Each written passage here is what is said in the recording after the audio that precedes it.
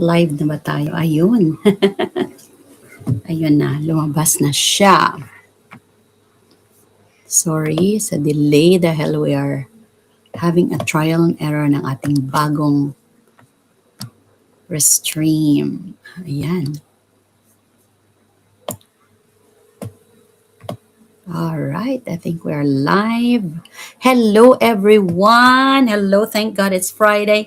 Welcome to Mindset and Mission with Herrström. Na-miss ko kayo. And whether you're watching us live or on the replay from Sweden, the Philippines, or anywhere else in the world, thank you so much for spending a few minutes with me today. And I truly appreciate your time. And I hope this episode encourages you to take one step closer to the life God has placed in your heart. And today's topic is, what are the hindrances to reaching your goals? And have you ever had a dream that excited you but somehow you never got started? Or maybe nag-umpisa ka na but stopped halfway because something held you back. The truth is, maraming tao, no? Many people don't fail because they lack ability.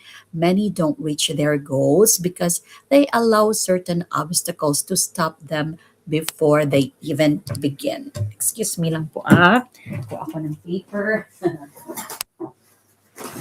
Sobrang init dito sa Sweden. And today, let's talk about some of those hindrances.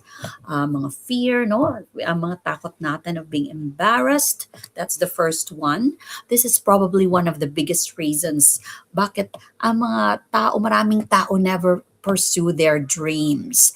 Ang tanong nila sa sarili nila siguro, what if I fail? What if people laugh at me? What if they judge me? What if magkamali ako? What if I make mistakes, di ba? Many people stay in their comfort zone because they are more concerned about protecting their image than pursuing their purpose. Sometimes, yung takot na ito is actually connected to pride, hindi po ba? Ang pride natin, nagwi-whisper siya, you have to look perfect. You should never make mistakes. People might think you're not good enough, but here's something I've learned. Every expert was once a beginner. And walang successful entrepreneur or teacher ka man o speaker or leader started as an expert. Ang growth natin always looks awkward at the beginning. If you're waiting until you can do everything perfectly, you may never start. Don't let temporary embarrassment rob you of your future blessings. Ang second point natin dito is fear of failure. Many people think failure is the opposite of success. Actually, failure is often part of success. Every setback teaches us something. Every mistake gives us experience. Every challenge develops resilience. And the only real failure, ano to? Refusing to learn and refusing to move forward. Ang third point natin is negative self-talk. Ano ba yung sinasabi mo sa sarili mo? Sometimes the loudest critic isn't other people. It's ourselves. So anong sasabihin mo dapat? I can do it. No? Instead of saying, I can't do it, I'm too old, or bata pa ako, I'm too young, I don't have enough friends, I'm not smart enough. Di ba yun mga self-talk natin minsan? Din-degrade natin mga. But remember this, the words you repeatedly speak to yourself eventually become the beliefs you live by. Use words, yung mga words na that build your faith instead of feeding your fear. Speak life of kayo, anong iniisip mo, sinasabi mo sa sarili mo, yan ang magiging ikaw, no? Na punto natin, waiting for perfect timing. Alam nyo, ang dahil mga tao who are spending years waiting for everything to be perfect. Perfect finances, perfect confidence, perfect circumstances, but perfect rarely comes. Progress comes from taking consistent action even when everything isn't perfect. Pa-konti-konting steps lang. Small steps today are better than perfect plans that never happen. And the fifth and last point natin today, surrounding yourself with the wrong voices. Who you listen to matters. Some people will encourage you. Others will discourage you simply because you cannot see what God has placed inside you. Be careful whose opinions become louder than God's calling on your life.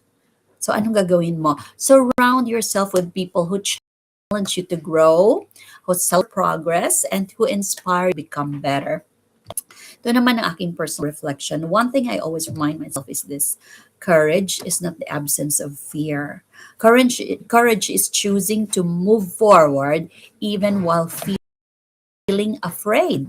There's moments of uncertainty too. Moving to another country, learning language. May edad na ako when I learned a new language, yung Swedish, ano?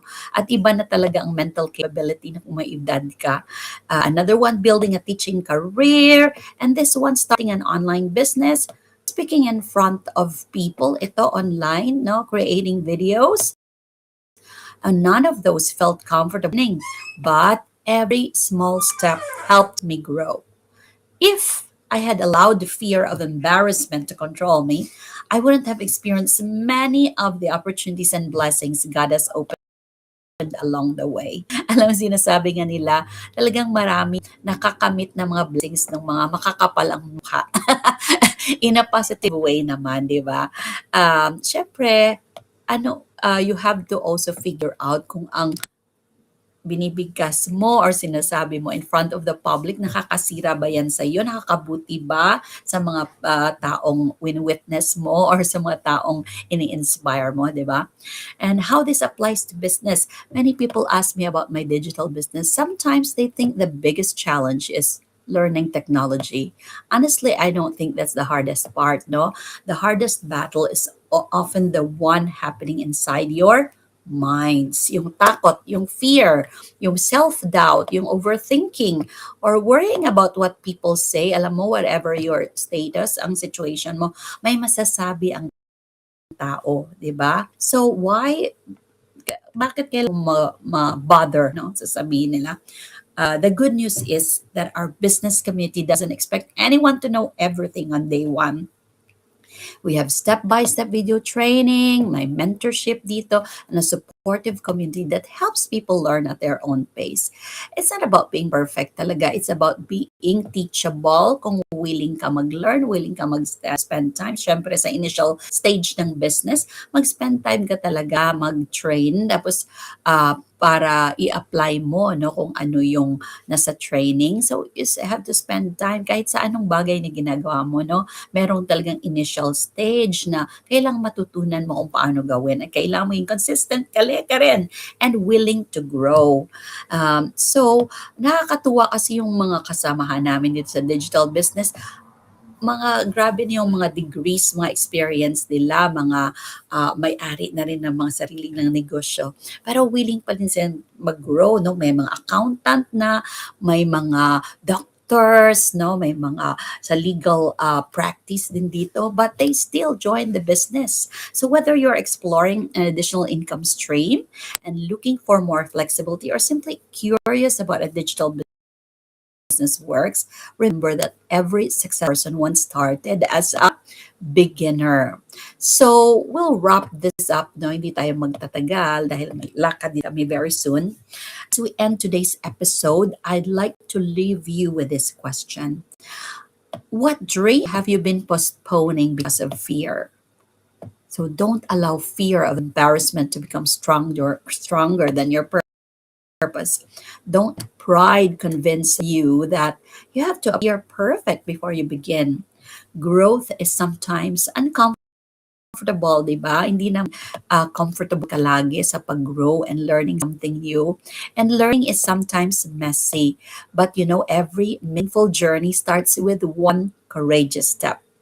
Remember, your future is built by the decisions na ginagawa mo today. Decisions that you make today, not by the fears keep entertaining.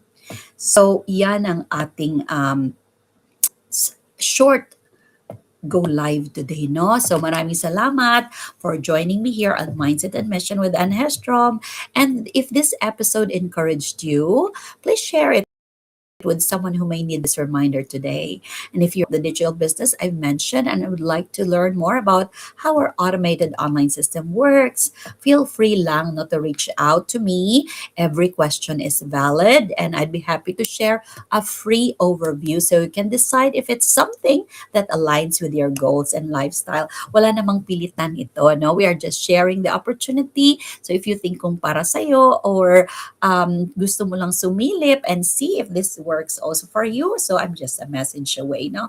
Until next time, keep growing, keep learning, keep believing, and most importantly, keep walking in the purpose God has prepared for your life. So God bless you, and I'll see you in the next episode of Mindset and Mission with Anne Herrström. Okay? Ingat po lagi, and best regards sa inyo dyan saan man kayo naroon, especially sa ating mga OFW, sa mga kabayan natin also dyan in the Philippines. Okay? Ingat po lagi kayo, and see you next time. Take care and